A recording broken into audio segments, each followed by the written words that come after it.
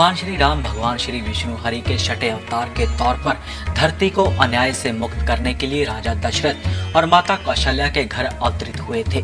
भगवान श्री राम ने अनेकों राक्षसों का वध किया, पिता के कहने पर वनवास भी गए। वनवास के दौरान रावण की ओर से उनकी पत्नी सीता का हरण किया गया। माता सीता की खोज में भगवान श्री राम सेना सहित लंका पहुंचे। भगवान श्री राम और रावण के मध्य हुए युद्ध में अहंकारी रावण मारा गया। मर्यादा का पालन करते हुए अपना जीवन यापन किया। भगवान श्री राम जन्म लेने के बाद इस प्रकृति के इस नियम से अवगत भी थे। जब पृथ्वी पर उनका समय पूरा हो गया तो उन्होंने खुद ही मृत्यु लोक से अपने प्रस्थान की व्यवस्था कर ली।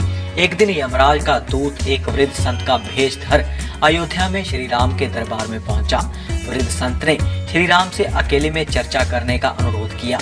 राम जी जानते थे कि वह संत यम का दूत है, जो उनसे यह कहने आया है कि उनका इस धरती पर समय पूरा हो चुका है। श्री राम उस संत को एक कमरे में ले गए, साथ ही अपने छोटे भाई लक्ष्मण को आज्ञा दी कि कोई भी उनकी चर्चा में विघ्न डालने की कोशिश ना करे। जो इस हुक्म की अवहेलना करेगा उसे मृत्यु दंड दिया जाएगा। अपने भाई श्री राम की आज्ञा पाकर लक्ष्मण खुद ही कक्ष के बाहर पहरेदारी करने लगे। इतने में दुर्वासा ऋषि आए और श्री राम से मिलने की बात कही। लक्ष्मण के मना करने पर ऋषि दुर्वासा ने चेतावनी दी कि यदि उन्हें राम से ना मिलने दिया तो वह अयोध्या को श्राप देंगे। दुर्वासा ऋषि की चेतावनी सुनकर लक्ष्मण धर्म संकट में फंस गए। भाई राम को दुर्वासा ऋषि के क्रोध से बचाने के लिए लक्ष्मण खुद ही मृत्यु दंड का आलिंगन करना उचित समझते हुए कक्ष में प्रवेश कर गए। लक्ष्मण द्वारा संत के साथ चर्चा में बाधा आई देख श्री राम धर्म संकट में पड़ गए। उन्होंने अपने भाई को मृत्यु दंड देने के स्थान पर राज्य निकाला दे दिया। लक्ष्मण के लिए देश निकाले का दंड मृत्यु दंड से भी अधिक कठोर था। लक्ष्मण अपने भाई के बिना एक क्षण भी जीना नहीं चाहते थे। उन्होंने फैसला लिया कि वह सरयू नदी में जल समाधि लेकर अपने प्राण त्याग देंगे।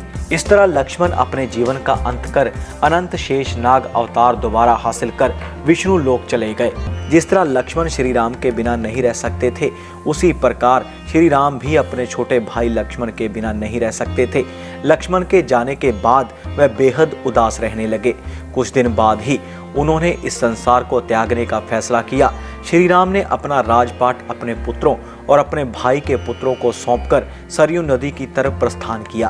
भाई लक्ष्मण की तरह श्री राम भी सरयू के भीतर आगे बढ़ते गए। नदी के मध्य में जाकर जल समाधि ले ली।